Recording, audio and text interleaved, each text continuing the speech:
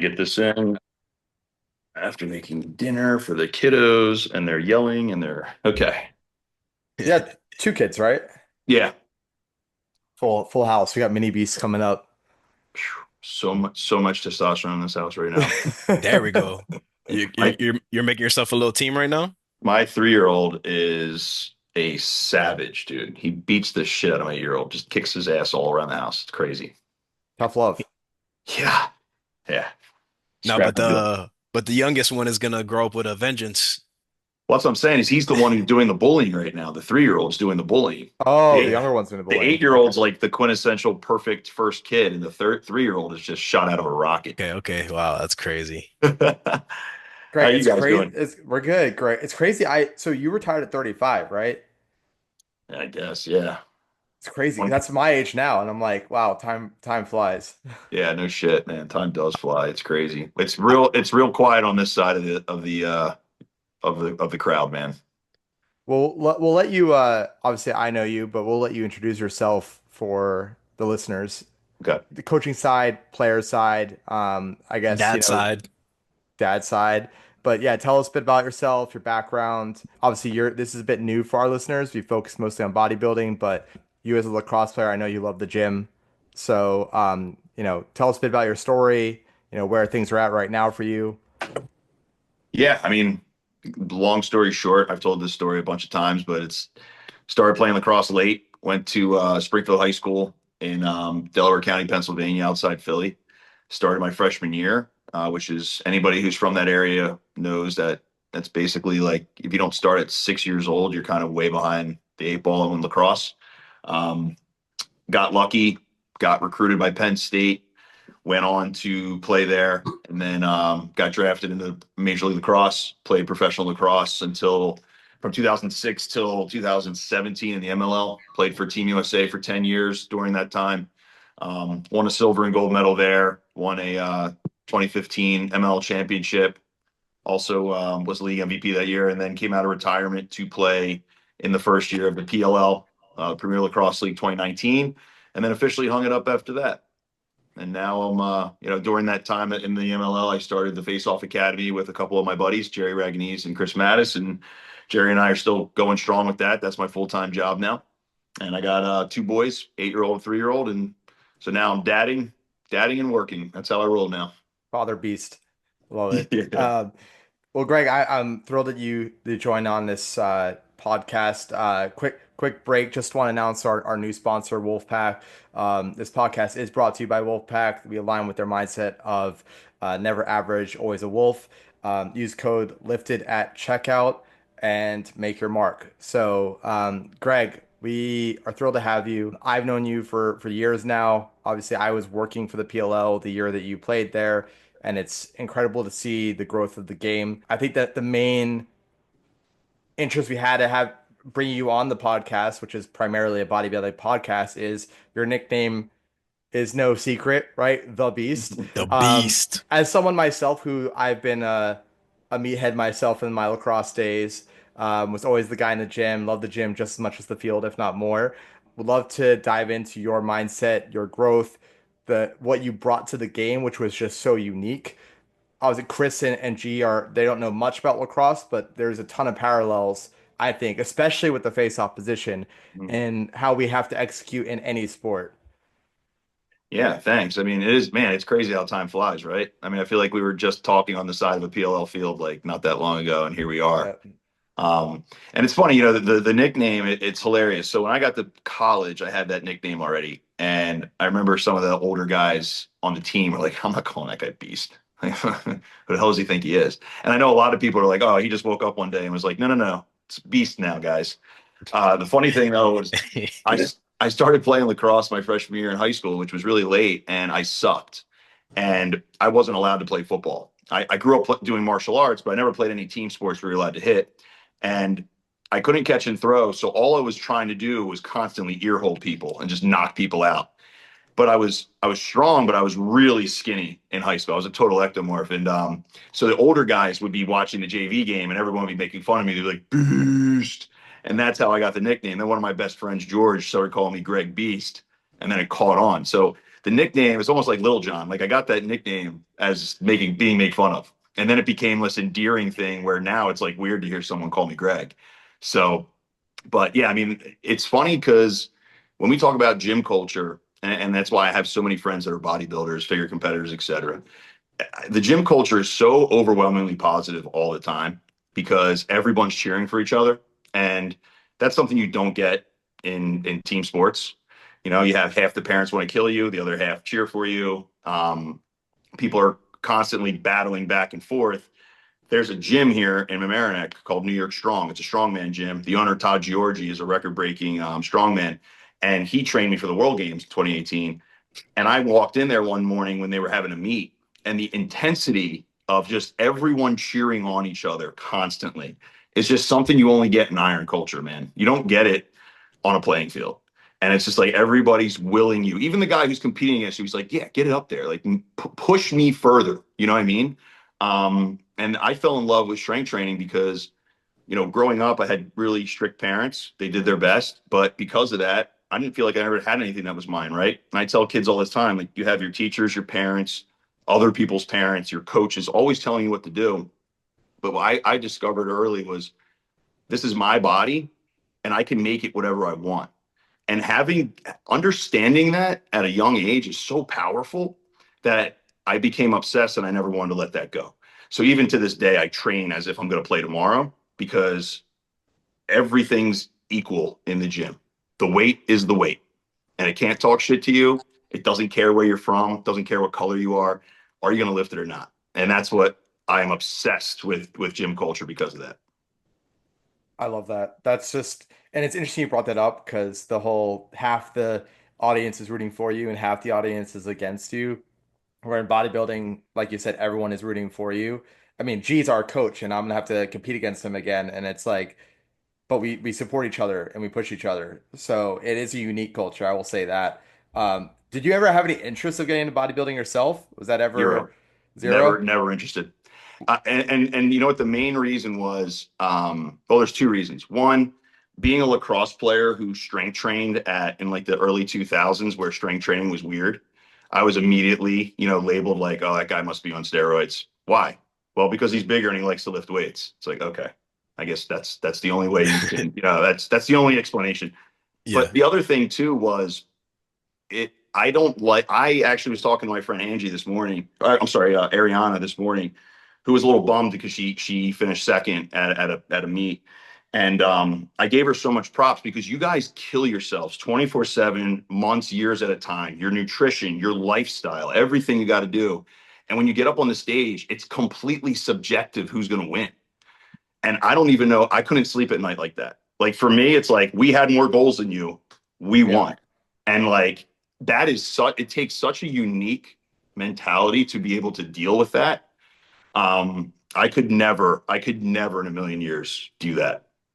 I think part of the switch I had to make because I mean obviously as a lacrosse player now bodybuilder is they always talk about do it for yourself and you don't really understand that until you're in it. But Mhm. when you take out the when you add the subjectivity of the sport and there is no data or statistics to prove who won, you it almost frees you a little bit because Mm. it's really once you show up at your best, as long as you've done everything you possibly can and you show up and you did your best, if the judges panel, you know, they put you at second, they're really it's almost liberating because it's like, well, I did everything I could. What else was there, even if I didn't win? Now, obviously, it can be disappointing. I think the biggest disappointments are if you know you messed up, if someone cheated on their prep and they know they could have done more. You know, you fooled around for the first half of your prep and then you played catch up. But it does take that mind shift, and you have to be very you have to constantly remind yourself that because it's easy to get lost in the sauce, as they say. That's a good point. I never thought about how it could free you. You know, because like in team sports, it's like, hey man, we're in week 6 and we're dead last. It's really hard to like get to practice and train and get ready for that. Yeah. Whereas opposed to it is interesting because you know what? I never see anybody, Alex, post on their Instagram about like, hey, I won this or I came, you know, like it's always like excited for next year, right? Yeah. Like, and it's always their own prep pictures compared to last year or the year before's prep pictures. The So self-improvement that journey. is liberating. That is pretty cool. I never thought about it that way. when you look at it from like a point of like you versus you, then the placing doesn't really matter. I know like in team sports, yeah, the what's the objective to go to the Super Bowl or Yeah. I'm speaking for football, and what's I guess the similarity for lacrosse? It would be Is it the Super MLL Bowl? champ or the PLL championship now. Yeah. Yeah, so you're going for the championship. Not everyone's gonna start out a champion. You got to build your way to that, and that's where it's like an individual thing. Yeah. No, I love that. You have to have a short memory. I mean, especially as face-off Yeah. guys, like if we lose a draw, we lose five, six draws, you have to have a short memory. And one thing is, Greg, I mean, look, you had a 13-year career and you were so consistent throughout. I'm curious, and this is going to apply to all sports, but your mindset, like if things weren't going your way, what you were thinking on the field. It's a good question. It's interesting when you think about the apex of an athlete, at least I can speak from a team sports standpoint. I remember Ray Lewis used to talk about this in his final season when he was talking about, he's older. And he's like, yeah, that's the beauty of it. It's like, I have a whole different level of understanding, right? When you see guys come in, like LeBron James came in his rookie year and he was doing all these highlights, but he wasn't a complete player. When you saw him, that apex of he's still young enough to ball, right, at a high athletic level, but now he's accrued 6, 7, 8 years of knowledge. He understands the game at that level. He understands his opponents at that level. He understands how to use the game to his advantage and make his teammates better. That's when you start to see something special in these athletes. So for me, my whole thing was like I had an advantage because I started lacrosse really late. I was still figuring out the game by the time I became a pro. I was literally just living off athleticism till then. And I remember I blew my knee out in 2011. That is when the first time, because I was a strength coach by trade. I played the pro game on weekends in the summer, but I was a strength coach full time. I worked at Penn State. I had a company called Brawlic Strength that I started in New York City, in the private sector, and that was my bread and butter. But when I blew my knee out, I remember sitting there during the summer and I'm watching my team play, and I'm just bummed with myself because I was like, I've never been a half in, half out guy. My whole thing has always been if you're going to do something, let's see how amazing you can be at it. Let's reach our potential.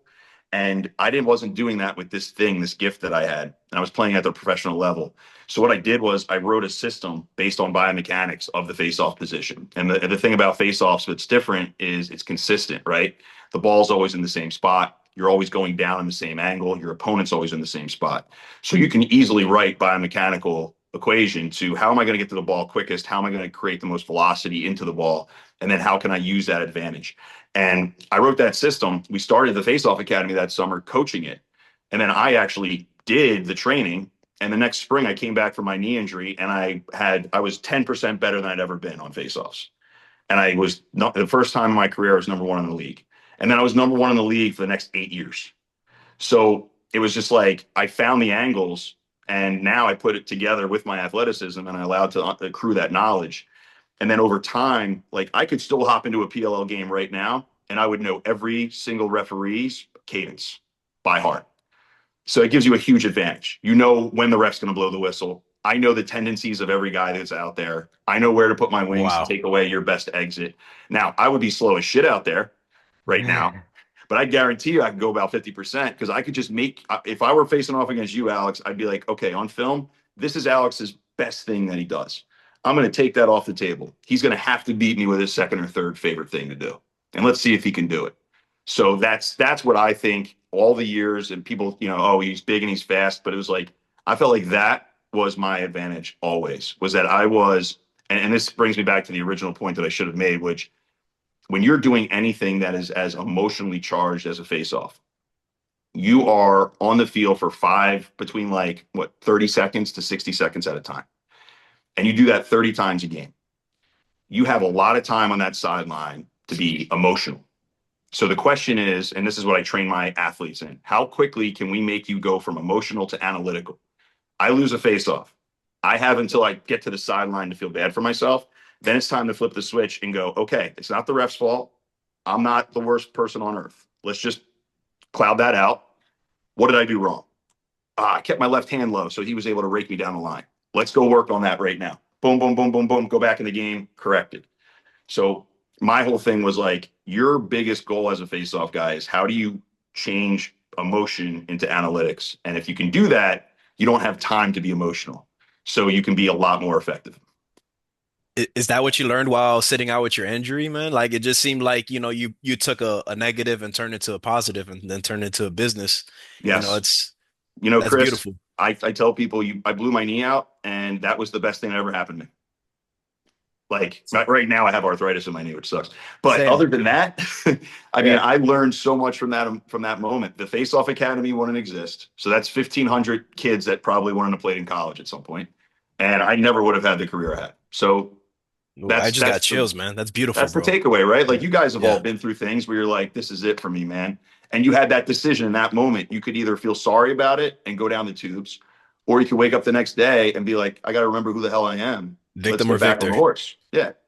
I agree with that. I I had love two knee that. surgeries in college, and both times I elevated because the first time, because I was actually, when I started playing lacrosse, I mean, I'm similar age as you, Greg, but when I was playing at Darien in high school, like there wasn't really a FOGO position, right? No. Like it was really, and I loved it because I was primarily an offensive midi at first, and then when I got into college, facing off, once I got my injury, what could I work on while I didn't have my knee facing off? Mhm. I came back and I was 20% better, quicker at the whistle. I learned new different techniques. I came back, did it again, tore my ACL same day the following year.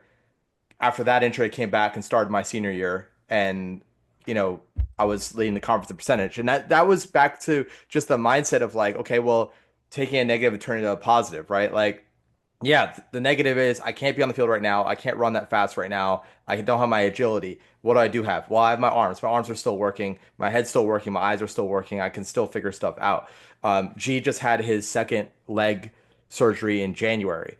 And so I know for G right now, he's focusing on bringing his legs up in the gym.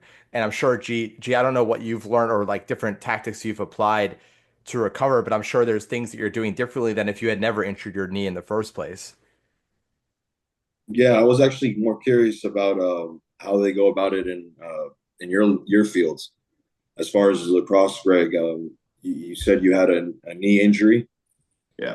How did you go about rehabilitation, and how do they go about also, if anything, supplementation and performance enhancing to help the athletes as well? I'd like to hear about that. Yeah. It's interesting because, I mean, this was 2011. Things were different. Right. But I was lucky because I had a surgeon at HSS who was really good, and I had a really good I had this guy Vitali who was an amazing physical therapist afterwards, and his whole thing was very simple. He's like, we're just going to attack it.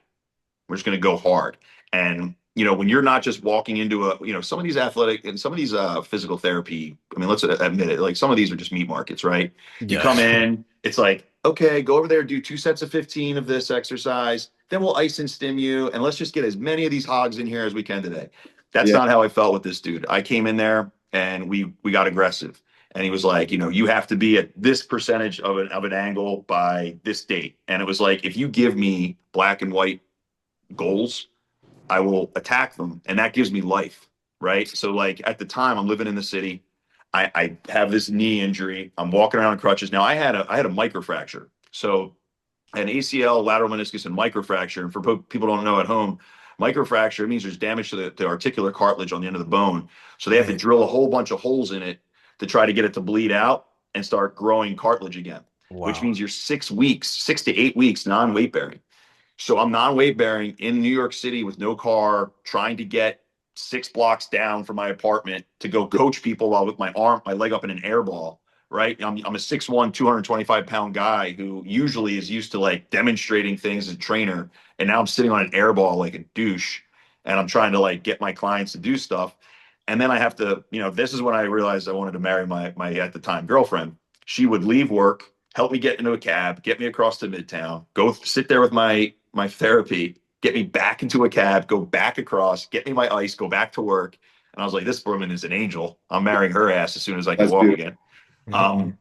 But really, it's just about attacking and being aggressive. And I feel like people don't understand our joints. Like if you just talk to your doctor, he'll be like, okay, just bed rest for the next 6 months. And then you could, whereas you talk to a knowledgeable athletic trainer, they're going to be like, dude, we're walking tomorrow, man. We're going to bend this thing and we're gonna get that. We're gonna make sure you don't have any cysts. Like, so like, what's your leg injury right now? So the end of 2022, I broke my femur in my right leg. Okay. So it's split in the middle. They put a metal rod in my femur bone, and I have about, I think it's like 5 or 7 screws from my knee to up to my hip. Damn, son. Yeah, so this is my second surgery because the over the past 2 years the leg didn't fully heal. Like the bone itself only healed 50%. Mm. So I was operating on 50% for the last 2 years, and they said that they needed to put a thicker metal rod in, and also one of the screws in my hip was bent. So they basically just replaced all the metal, and ever since they did that, everything just feels a lot more stable and durable. I don't have any problems with range of motion anymore. I can feel the muscle activating. I can see the The muscle muscle actually. fibers. Yeah, I can see the muscle fibers firing. I can see it growing. Before I had so much atrophy because the nerves in the leg weren't firing.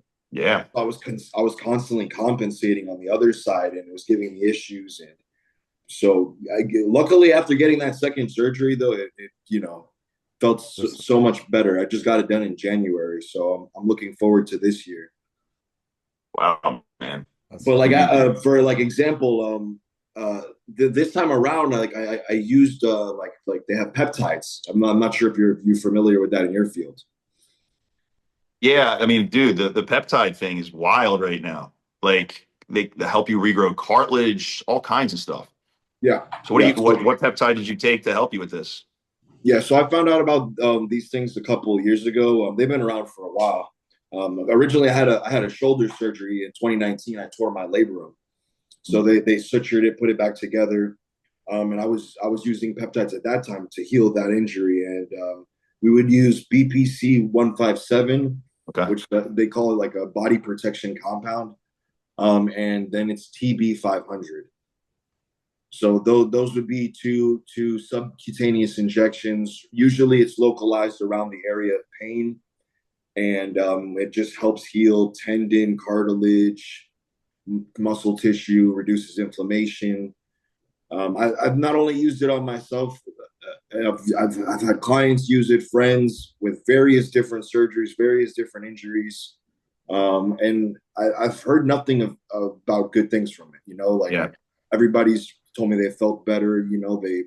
They've been able to alleviate significant pain that they've had for years and years. So it's definitely new, but I mean, like I guess it's not FDA approved, how they say. Like it's not something you can just buy in the store. But I think the more people are starting to find out about it. Like when I had the surgery this time around with the new surgeon for my leg, he even knew about it. He even said I would recommend you to take it. So the right doctors, the right people, they'll know about it, and they'll kind of tell you the benefits of it. So I was kind Yeah. of curious if you had ran into those things in your field, or if you've used them yourself. I'm hearing more about it. I mean, obviously, I'm 41 now. Like all of my friends are talking about the concept of TRT and Merrick Health. I know Allie does a great job with that, so people are Right. starting to listen in on that. And I was saying, look, man, one day when I'm feeling lethargic, because I've got friends who are just like they thought they had clinical depression, and then they go and they find out that, oh no, my Low T. testosterone's like 180. It's like, so that stuff's all coming around, man. It's all part of like a more, look, you've seen this meme where it says like your doctor's using Chat GPT to pass medical school right now, you better learn the shit. Right. And it's like I feel like people are taking a hold of their health a little bit more, because like I had a friend recently, he just found out he had cancer. He Yeah. felt totally normal. And then all of a sudden he threw up one day. And they're like, yeah, you have, and it's like, we have no idea what's going on in here. It scares the hell out of me. Like, yeah, Yeah. I'm 7 weeks post-op too for my shoulder. I've had so many surgeries over the years that at this point in my life, now it's about like my limitation on lifting is like, all right, what's hurting right now? Rather than how strong am I? Yeah. But it's humbling. But at the same time, like peptides, hormone replacement, like for our generation, man, it's like we don't have the same hangups our parents had. Like my parents watched Reefer Madness, right? Yeah, For we're, us, we're it's blessed. like Yeah. Peptides? Yeah, I'll Yeah, learn we more have about we have that. access to so much, and also the internet, and being able to talk to people like from all different parts of the world. And like even like you say, Merrick Health, I've seen them so many times on these YouTube and podcasts. And it's just it's amazing that we have that type of access now, because years ago people wouldn't be concerned about their health. They wouldn't even do blood work. Yeah, yeah, They just wait till something happens, and then yeah. I yeah. mean, once you hit 35, I feel like you should be getting a blood panel every 6 months. I just Yeah. started TRT. My T was down at 240. So, I'm 35 now. It's about that time. Um, and it's what you need too, right? Like everyone always thinks that, oh, you inject something, you're at an advantage. Not necessarily. I mean, if you're at a huge disadvantage because your body is shutting down, now you're getting back to equal playing field. Taking the peptides that G just spoke about now, um, things I wish were available back when I was playing. But at the same time, like it's all relative, right? Like even when we were playing, Greg, like we had advantages that others didn't when they were playing in the 90s or the 80s, right? Yeah, So, things still came a long way. Like when I had my knee surgery done, I mean, I had the Yankees surgeon do it, and I swear that became my good knee now. Like I've had two knee yeah, surgeries in it, and they're so good. And my dad was laughing because when he had his ACL surgery when he was skiing years before, his surgery was completely different. He was in a cast yeah. They after, cast it for like 6 months, and yeah, they go, "All yeah, right, and he good lost all luck." that time. And it's Good like luck. mine was pinhole. I'm having back surgery at the end of the year because I have scoliosis and I have two discs that are basically disintegrated. Mm. So I have horrific like nerve pain in my hips. So I haven't run in over 2 years now. And I've made the most of it, right? Like I'm bodybuilding, I'm able to do what I do, but I want to get back to being able to do other fun things. So I'm gonna get that at the end of the year and probably will use the peptides again in the recovery for that. Yeah, it's funny. We're sounding like guys that are old because all we're doing is talking about what hurts. But it is interesting because the I tried playing last summer because I always said once I hung it up, I was going to be done playing. But you get that itch, so I went out and did like a men's league, and I faced off against a guy who was trying to prove something, just wrenched my arm in all kinds of different places, and I ended up having to get shoulder surgery to fix it. And my knee was acting up again. The knee that I had operated, then I had it cleaned out in 2023. And when I had my shoulder done, the doctor, the surgeon, Andreas Gamal, he does knee and he does shoulder at HSS, and he was telling me about the gel injections for your joints. And he's like, it's just artificial synovial fluid. And I said, well, what about stem cells? And he's like, well, we were doing stuff with stem cells, but he goes, I'll tell you honestly, I've done both. One costs 10 times more, but you're not going to get 10 times the result. He's like, so I say, try the gel first and see how it goes. So while I was under for my shoulder, they injected my knee with gel, and I can sprint, I can squat, I feel completely normal again. It's wild. And he said, every 6 to 8 months, you feel it starting to get a little worn down again because, I'm missing a lot of cartilage in that knee. And that you said, you weren't able to run for a while, dude. Like that was my thing all last year. I wasn't able to sprint. Like my knee would always flame up, and I missed sprinting. It's cruel, right? I was in college running a 4.4840, and here I am. I can't jog without Oof. my knee hurting. And Yeah. it's just Yeah. like it's so my son wants to play basketball. I'm like, okay, but I know in my head like I can't keep jumping up and down because tomorrow I'll be You're gonna walking be in like my I pain. mean, dad. Yeah. the thing is, you have to adapt, and my identity changed, right? Like I used to be a Yes. lacrosse player, and now I'm a bodybuilder. I mean, there's a constant throughout, in being an athlete. That's my primary, I guess, identity. But as a bodybuilder, like I used to think like you would dream as a lacrosse player, right? Like, and now I don't miss running as much because I'm not focused on it. And, but I know one day I'm gonna want to be able to do other things, or I love skiing in my free time or things, and I would like to be able to add that back in.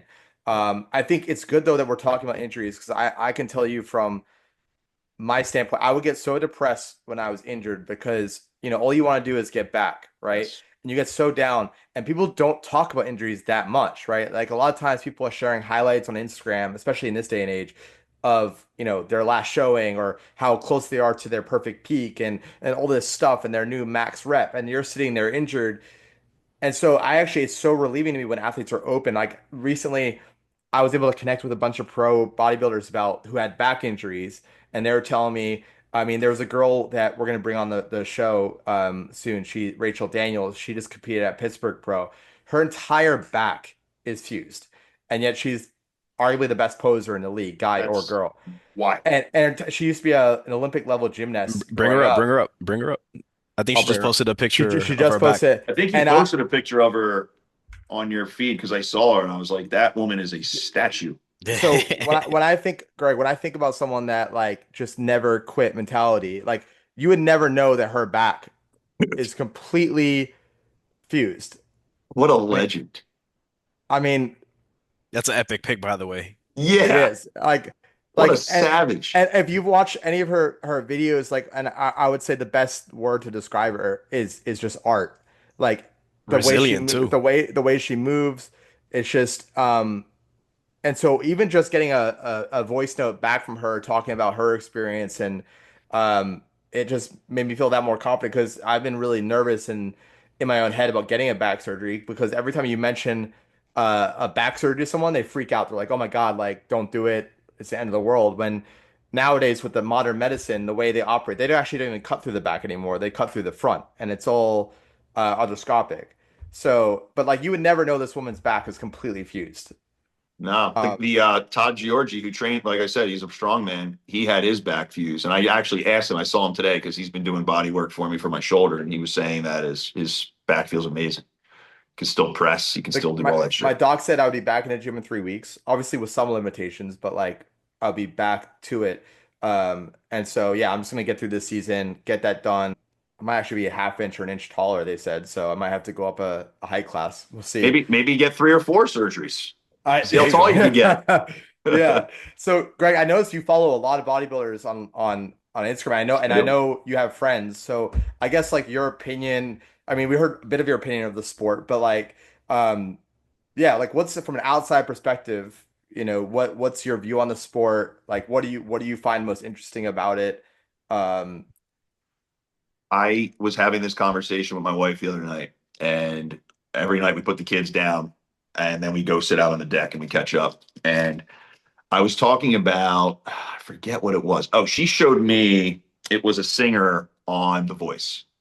And it was just a random girl who had one of the most unique, amazing voices I ever heard in this season. And I told her there's something really unique and special about witnessing somebody do something that they're particularly amazing at, right? Like when you go and I like this summer, I'm going to go see Wu Tang in their during their tour. It'll be their last stop in Philly, right? I'm a long time Wu Wu-Tang. Tang fan. Watching those guys, watching Method Man in his element, is watching a master paint a masterpiece in front of you, right? Yeah. I love watching people at a high level, high performers doing something they love in a moment like that. So watching a bodybuilder on stage and you get to see the end result of all their effort and all their time, especially when they are at a high level doing what they do, is fascinating to me. And I've always been someone who loves the show your work part of that. So if I follow you on Instagram, I get to see your story. I get to watch how you got on stage. And that's how, like, that's my voyeur part of me when it comes to Instagram is I follow people that will inspire me, but I also love watching people who are great at what they do, enjoying themselves.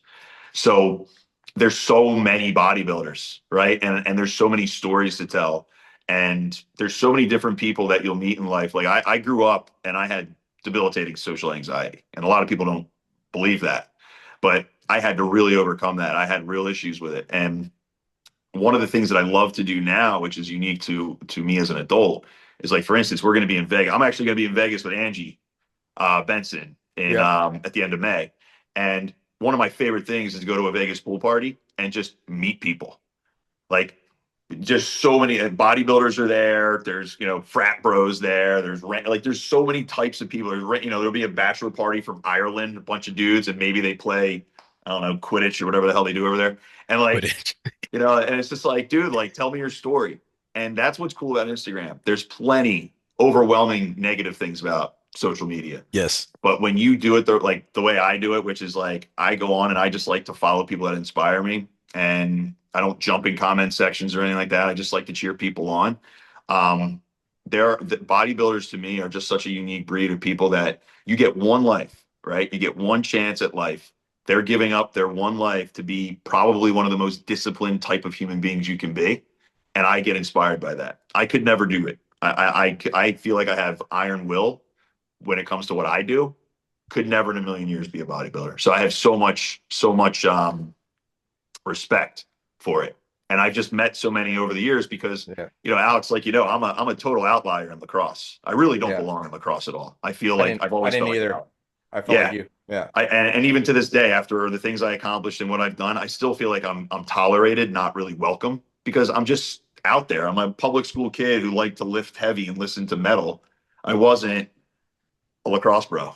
Yeah. So for me, I actually get along a lot better with the bodybuilding community than I do with the lacrosse Well, community sometimes. it's funny you say that because that's kind of, I think, what it's not that I don't, I will always love lacrosse. It was a huge part of my life and it gave me so much. I got to travel the world. I was obviously coaching Sweden in Netanya when you were playing with USA after I hung up my cleats for England.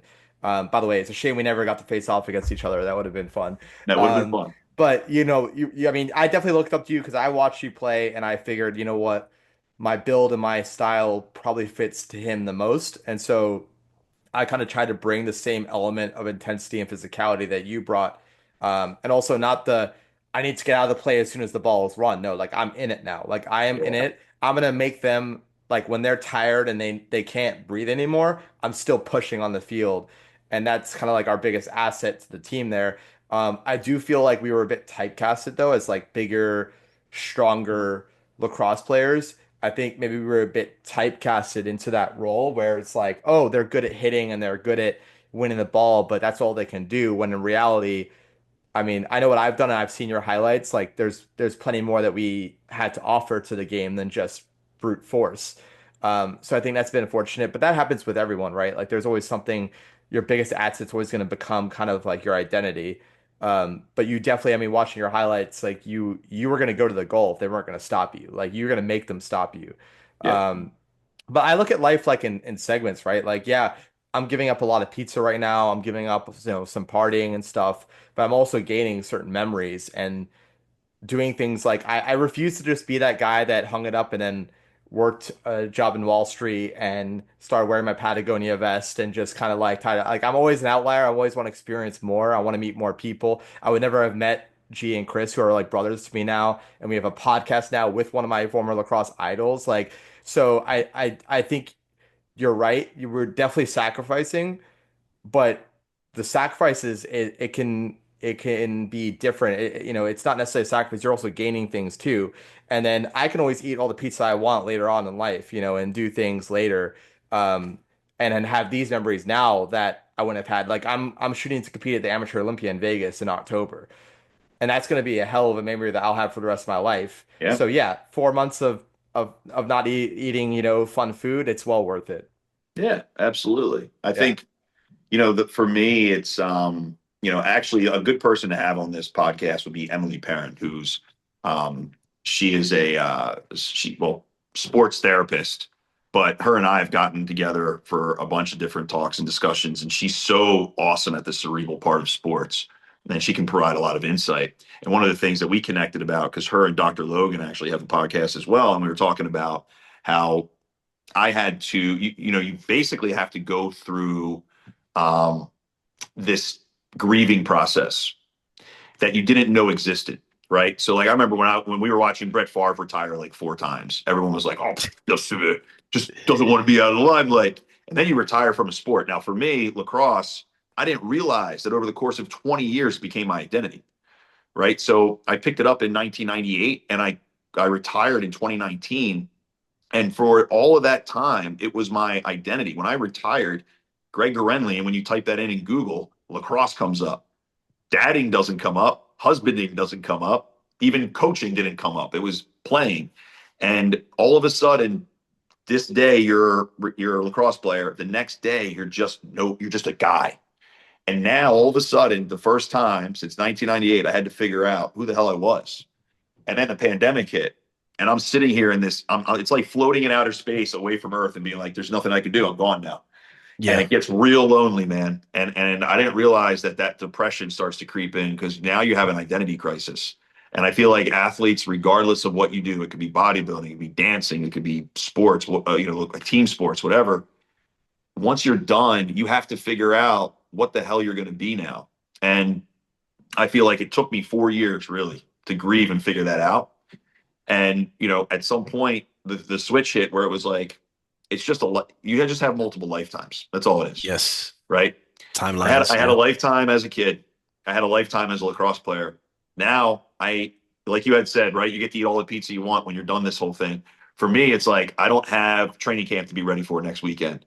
I can play with my kids. I can miss, I can sprint today, later in the day, and hang out with my kids. I don't have to get certain things done. I don't have to be checking in for flights. I don't have to. So try to look for the positives in that and just be who you're going to be now. Because now you kind of like, you get multiple times in life to become a butterfly. So like right now, what kind of butterfly are you going to be? And then at some point you're going to evolve again. My kids are going to go to college. Then what's the next quest? So that's where you got to get. Anybody who's listening in on this, it's like everyone's going to go through it. Anytime you dedicate yourself to being great at something, it took time and effort. And when you're done with it, there's going to be another thing, and you just got to figure out what it is. Yes. Hey, Greg, I love that. That touched me personally because I was a police officer before I got injured. I suffered a brain injury on the job, and the biggest part of my depression and I guess I separated, like you said, you were in the moon. I felt like I was outside of my body looking down at myself, not in control. I lost my identity because I was Chris, the police officer. And then it took me that time to figure it out. And you find something else. I found bodybuilding. I always wanted to bodybuild. Now I put that to be my purpose. And I'm also a father, so n now that's my purpose. I don't Mhm. have to be a police officer to feel complete and whole. Yes, 100%. And it's really, and it helps when you have people in your life that can help you through that. Like my wife was very integral in helping me through that because it's tough, man. It's real tough, especially when, like for me, I felt like we had talked about running your own race, right? In lacrosse, for me, it was never about having a higher percentage than that guy or being considered better than that guy. My whole thing was like, can I reach my full potential in this? And I get to go to bed every night knowing that there was no way I could have been better at it than I was. With the talent that I was given, I hit my ceiling. And it didn't matter if it was better than anybody else. It didn't matter if there's records that'll be broken one day. It's like, dude, I got to experience that story and I got to experience that, 20 Beast. years of just that grind. There was nothing like it. And now it's just a matter of like just figuring out what's next, what's going to give me that thrill next. It Right. sounds like you overcame a lot and had that, strong mental resilience. How do you foster that resilience into your players and even your kids so It's a they could great, like it's a great question. And I feel my whole thing is like with my kids, I love questions. And I'm the same way when I coach. Ask me questions. I will give you the answers to the test because I made all the mistakes. Right. And it's like, I want my kids like here's I will tell you like, Daddy, how do I draw like I'm teaching my 3-year-old how to draw his letters right now. How do I write a B? Okay, well, you teach them. This is the way we do it. And then it's like I find so much joy in systematically kind of stepping him through that. And if you're willing to listen, if you're whether you're a kid, like my kid, or you're my athlete, if you're willing to listen, I will walk you through the process to finishing and knowing how to do this on your own. And I tell my kids, like, when they get upset at me sometimes, if I give them a hard time about something, I'm like, look, man, I have two jobs. One is to love you unconditionally, to make sure that you feel loved. The other is to make damn sure that when I'm not around and it's a pivotal moment in your life to make the right or wrong decision, that you make the right decision. That's all I give a shit about. So when you're 16 and your buddy who drank said, I can give you a ride home, you saying no. That's what this whole thing's about. So like same thing with my kids, like when I coach. My whole thing is like you're gonna go to college. Did I instill enough knowledge into you from being around me enough to know not only how to manage your emotions in a game when no other coach can help you on faceoffs, but also same thing. You were around me enough to know that when your buddy who drank says he could give you a ride home, you say, no, I'm good. And like I take that as a personal responsibility because as a father now, I drop my kid off at soccer. I'm watching those coaches. I don't care if you're going to win a championship. I don't care if they win a single game. What I care about is that a good man who's around my kids right now? Are they going to be good people around him? Are they like so for me when I work with kids, whether it's an athlete, whether it's my own children, My whole thing is like you can overcome anything if you just stop and take a deep breath. And once again, instead of being emotional about it, you become analytical about it, right? I really want to get home right now. I want some pizza. Okay, my buddy drank, but he's going to drive me. Just let's be I analytical love about that. this, Well, I love that. right? Same if you shit.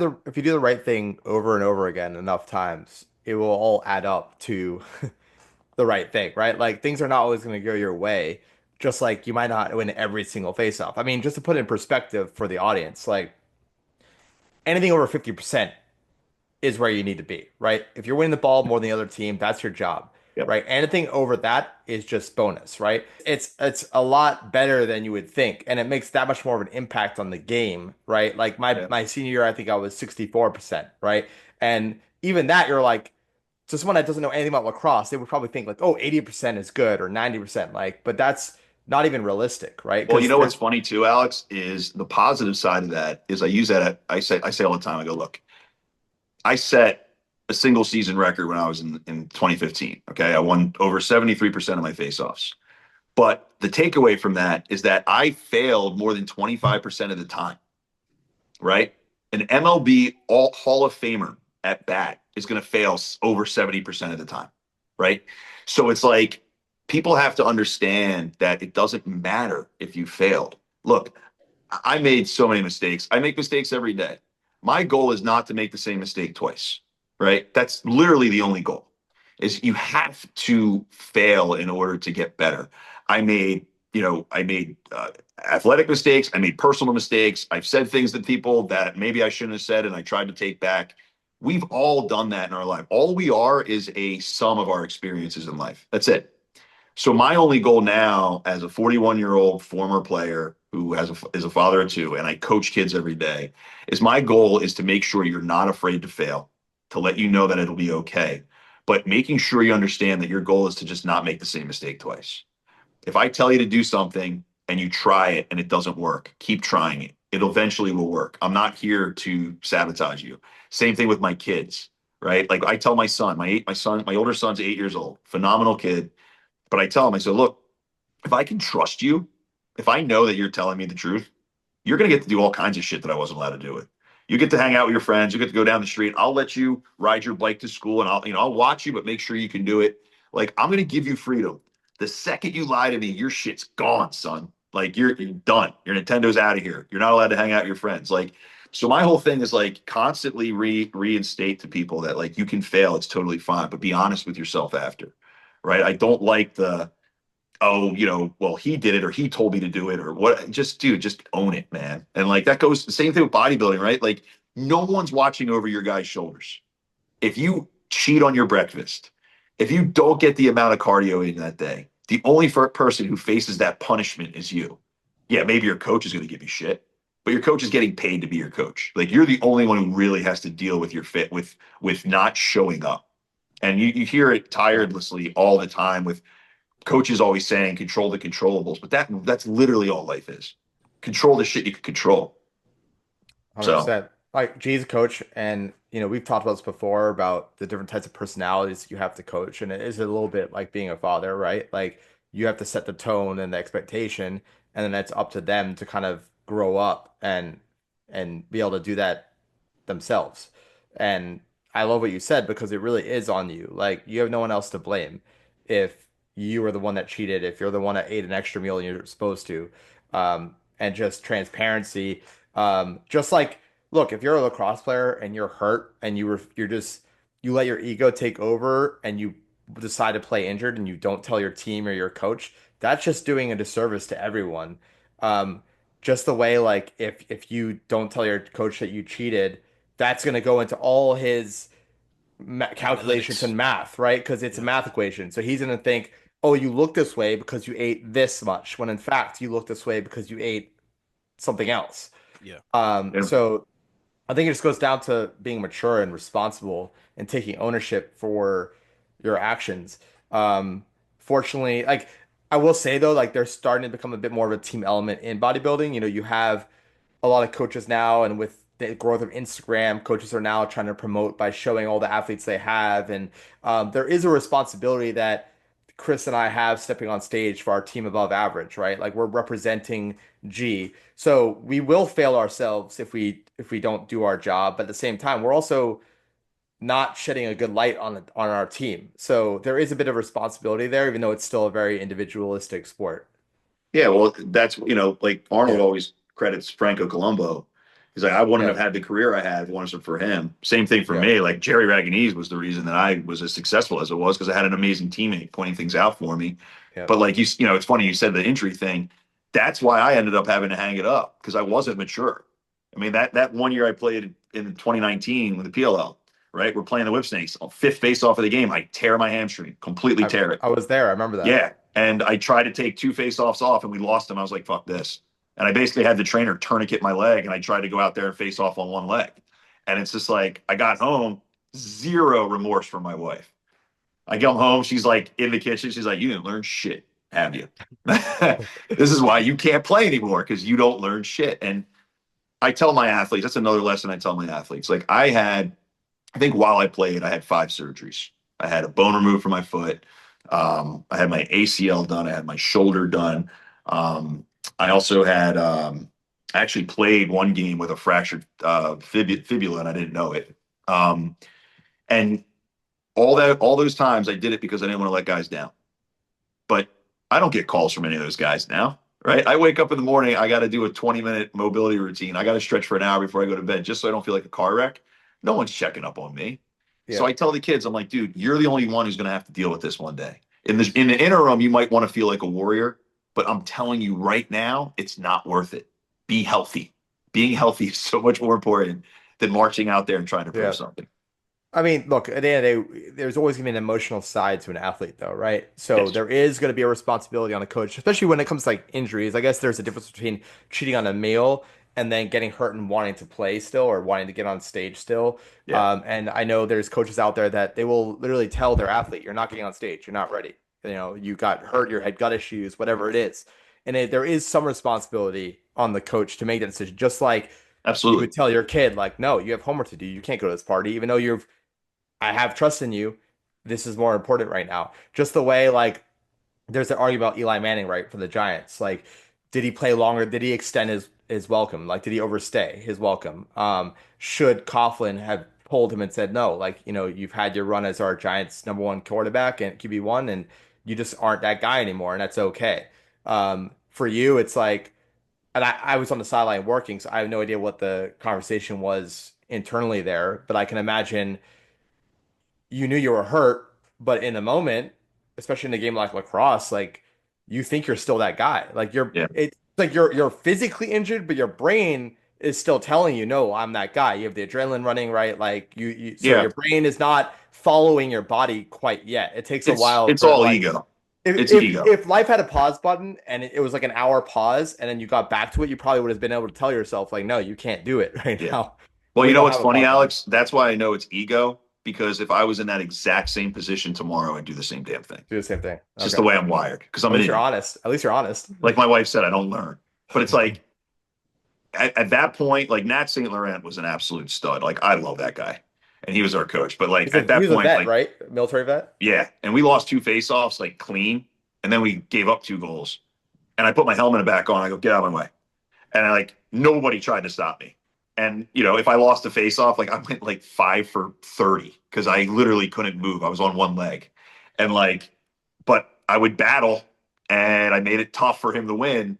And I'd come limping off the field and we ended up winning the game. And I had guys that are like, oh man, I was savage. Like that's amped me up so much. So yeah, in the interim, like it was like, oh, maybe I inspired a couple guys. Now I look back on it, I'm like, no, we would have been so much better off if I didn't face off like that. I was a disaster. It was embarrassing. Like I'll never watch that film. It was so embarrassing. But when you only have, like I said, you get one life to live, and you're like, am I going to sit here and watch my team lose right now because you tore your hammy? Like you old idiot. Like just wrap this thing up somehow. Like you're a trainer, figure it out. Yeah. So yeah, it's tough because I'm teaching kids to do exactly the opposite of what I did so many times, and it's so hard because I get it. I've been where they are. Like, That's what's something that you think as a bodybuilder now that you guys have had experience doing that somebody coming in new to the sport you have trouble getting across to them? Like, what's a common theme that you're just like, you just got to let them fail with this thing. Nutrition. Yeah. I would say, Yeah. especially in our sport, they think that drugs are the answer to everything, and they refuse to just control the variables. So for me, like I just told you, I started TRT, but I was natural for 4 years. Like I just started like a few weeks ago. So everything I've had to do has been like X's and O's, learn how to train properly, learn how to eat properly, and not make any, don't, there's no cheating, there's no cutting corners, right? And I only learned that because I already learned that in lacrosse. Like you can't cheat a split second, like especially in a face-off when you have a split second between winning and losing, right? Like there's no margin for error. If my angle is off, if my feet positioning isn't right, my foot positioning is not right, I don't know where my guys are on the wing, I'm gonna get cooked, right? So I guess fortunately for me, I came into the sport with a background in another sport that just let me kind of go through it. But I would say, yeah, like that's the biggest misconception. You have guys coming in. I know, I mean, you're gonna get more and more interest from new athletes, right? Like he's growing as a coach, he's a bigger roster now. I don't know if you've had any misconceptions like already, but I'm sure a lot of times the first question is to a coach, it's like, well, what kind of stack should I have? Like what drugs should I be taking? When that's like that shouldn't even be talked about for That should like be a the couple of last, years. yeah, the last Yeah, Well, it's thing. funny because one, Alex, you said TRT. By the way, people don't understand TRT. All it does is get you up to a natural level. exactly. So it's not, it's like, dude, Blasting. I can't get, I'm not excited when I see my wife and I walk around with head cloudiness all day. That just eliminates that. Like that's not Yeah. going to make you big. But in our But sport, it's still technically like I would not be able to enter a natural sure, show anymore, right? So sure, technically, I'm now and even so, like I would be higher than a natural 35-year-old levels are. Like my levels are sure. going to be more like a 20-year-old. Yeah, but people, I think right now, like, so many people out there, especially younger kids, right? You see one guy post one thing with him having relatively large physique, and immediately it's just Trend. trend, all Yeah. down the comments. Yeah. The kids Yeah. have no idea what it is. They have no idea like what they're talking about. I, Yeah. I mean, look, I dealt with it for years in lacrosse because I'm a bigger guy, and kids that would be told by whether it's a guy that I just beat the shit out of or whether it's a guy who's trying to coach face-offs, but he's mad that my business is better than his. It's just like, oh, he's roided out of his gills. I'm like, really? Put me next to a bunch of bodybuilders. Tell me how many steroids you think I'm on. As I'm going to look like the cowboy. Okay, so it's just funny because it's never the people in my sport, at least in lacrosse, Alex. It's never the guys who are training hard that say that kind of shit. It's always the Oh guys who yeah. are smoking ciggies in the parking lot between practices. They drink 4 nights a week. Yeah. They lift when they need to. Oh, the only reason that guy's bigger than me is because he takes steroids. It's not Well, like 25 years of training 5 to 6 days a week and watching my nutrition. It's well, an what easy. Yeah. what I've learned, I've gone through a lot of personal challenges, a number of personal challenges in the last couple of years, especially last year. And the biggest lesson I learned, and with help, especially from my friends like Chris and G, is that it's a self-projection, right? It's just projecting. So I Yeah. think our first gut reaction when someone says something negative like that to us is, oh, that's how they think, that's what they think about me, and um, there must be some kind of truth to it. When in reality, it's really just a mirror of what they're thinking about themselves or any shortcomings that they're insecure about. Which then reminded me, it's like if you're not pissing off people, you're probably not doing a good job at something. Like there's probably you're just not doing something at a high enough level Yeah. No because one, no one cares about the guy who isn't performing. Right? exactly. No, I never heard a negative thing about me until all of a sudden I led the league in face-off percentage. Right? Like all of a sudden There you now go. it's that shit. Right? So, and it's the same thing, like you said, it's projection. And it's also like, like trolling. Like I said this on my story a couple weeks ago. I was like, I have never in my life run into somebody who I thought was intelligent and successful. And I was like, I would like to have a conversation with that person. And then talk to them and they go, yeah, by the way, in my spare time, I'm an internet troll Right. because nobody who's successful or good at what they do has time for that shit. And we also live in a world right now where like you and I growing up, all of us, when we grew up, if I didn't like you, I either had to deal with it or I had to say something to you and hope that I could beat you in a fight. But now some little piece of shit in Ohio can send a comment on a kid that I coach's Instagram and ruin his life somehow. Yeah. with no worries about being punched in the face. And it's like, this is the dangerous world we live in right now. So, like, you have misconceptions. Guys get into bodybuilding probably because in their head they're like, "Oh, I just want to be yoked and I just want to be able to take steroids." And it's like, dude, you have no idea what you're getting into, man. Like, you're about to enter a world where you have to be on 24/7, or else why try? And they're not ready for that. Nobody can handle in their head that that person outworks me. That's really impossible to deal with, right? Instead, it's so much easier to just be like, that guy's doing something that I don't have access to. I would be like that. You know what I mean? Well, it's like, okay, how many athletes are at the Olympia, right? Like a couple hundred. How many people in the world are taking steroids? Right? So what, you think you're just gonna inject something and that's gonna make you an Olympian? Yeah. It's just there's levels to this, right? And it's the same way with lacrosse. Like, someone thinks that, oh, like I'll just move to Maryland and eat some crab cakes, or I'll go to Connecticut and I'll go to, even like when I went to Darren High School, because like don't forget, like I grew up in London, so I didn't pick up lacrosse till I was like 12, which was And like Darien is a seriously late, seriously late. wild lacrosse town, And dude. I dealt with Wild. so much bullying because I'm an Iranian American moving to the whitest town in America, one of the most elitist towns right after 9/11, right? Like Ooh. my nickname was literally terrorist. I still had a British accent. Wow. So like I didn't know that. talk about a identity crisis, right? Like I have a British accent, I'm an Iranian American. I have no idea what I am. Then I go to Darren High School, right? And so I picked up lacrosse, and obviously the coaches liked me immediately because I was strong and I was, powerful. So they thought, oh, this guy's gonna be a ground ball machine. Like we need this guy. Um, but there was still a huge learning gap, right? Like I'm going against like the top kids in the country, and it's sink or swim, right? Like you're either gonna fight. So I basically had to deal with, and these kids did not like that I was picking up their sport. They viewed me as an outsider. And it got even worse once I like got got better at it.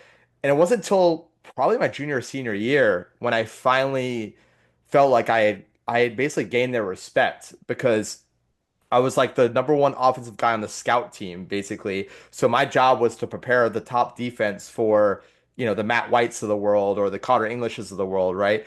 And my job was basically to get the pulp beat out of me. But because I was big and I could handle the ball and I wouldn't just drop my stick getting beat up, like I could take that punishment and do my job. And I took a lot of pride in that. And then, I went to college and I was able to finally be more of the guy. The only problem is I had a bunch of injuries I had to overcome. So it wasn't until I played for England that I reached my peak, really. It was like going to England, because after Drew at D3, I was like, I'm not done yet. I feel like I've scratched the surface of what I can do. Yeah. Unfortunately, I was only able to play for England for about 2 years before I was like, look, my knee, and like it's just I'm not getting paid enough for this. But Yeah, but but what you said about that, like, you dealt with adversity, which no one should have to deal with, right? And it's yeah, like, you said it's right after 9/11. We would love to say, oh, because it was after 9/11. No, because it's Darien, Connecticut.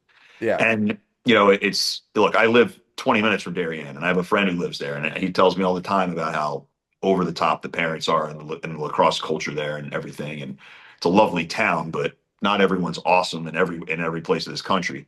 And I think, you did the same thing that I kind of did, because I was spiteful after my first year. I was actually going to quit lacrosse, and I had the assistant coach from the varsity come up to me on one of the last days, one of the last practices of the year, and he goes, I know this first year's been really tough for you. Now, I hadn't talked to him much because he was a varsity assistant, and he puts his arm around me and he goes, I swear to God that if you stick with this sport, you're going to light the world on fire.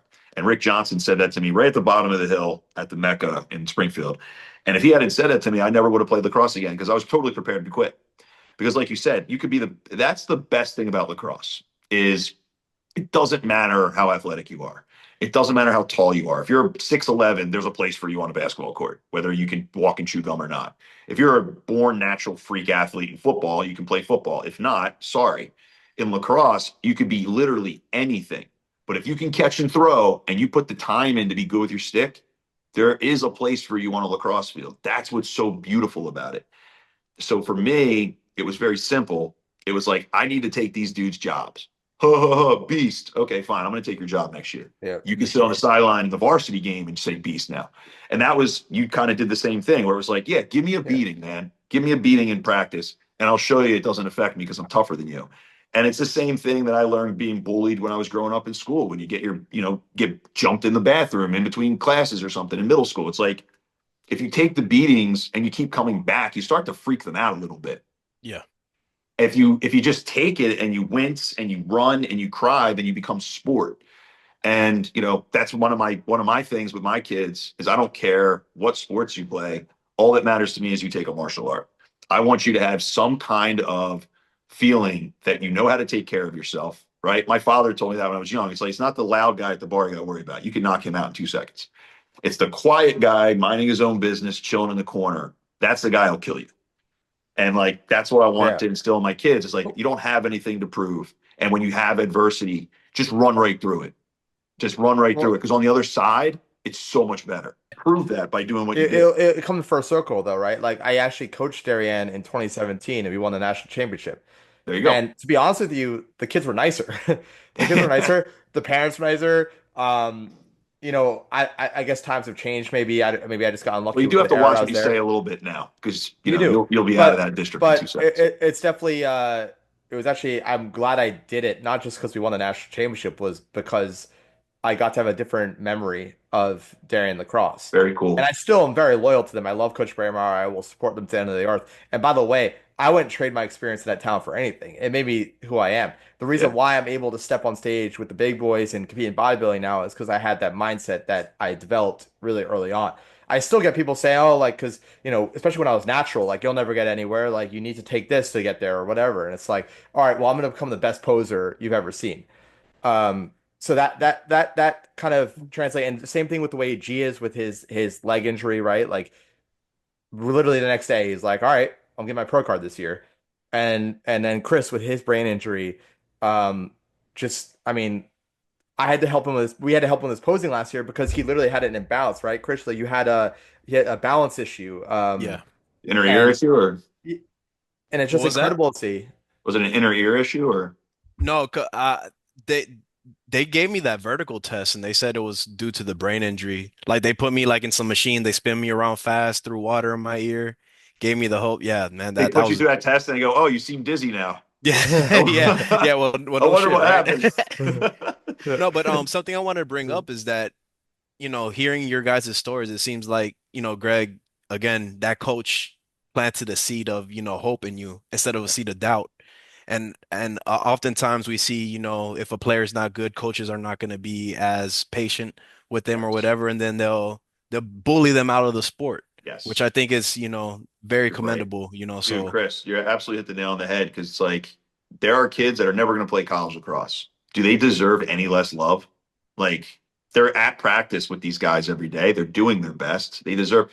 And what I learned the most from that was it's always the right time to say the right thing. And what I mean by that is, like, that's if I beautiful. see a kid struggle or whatever, I will never sit in my head just be like, yeah, he'll figure it out. Like, I'm going to make time to go over there and I'm going to say something. Now, maybe it'll make an effect on him. Maybe it won't. Maybe he won't care. But if there's any chance that it can change the trajectory of his lacrosse playing or his life, I'm going to say it, because Rick Johnson saying those words to me changed my entire life. I never would have ended up at Penn State, which was my dream school. I never would have met my wife there. I never would have ended up with a kinesiology degree from there. I never would have been a strength coach. And I definitely wanted to play lacrosse at a professional level. My whole life changed because a guy took 4 seconds to say that to me. Like, that's the lesson I learned, is I never miss that opportunity now with any kid.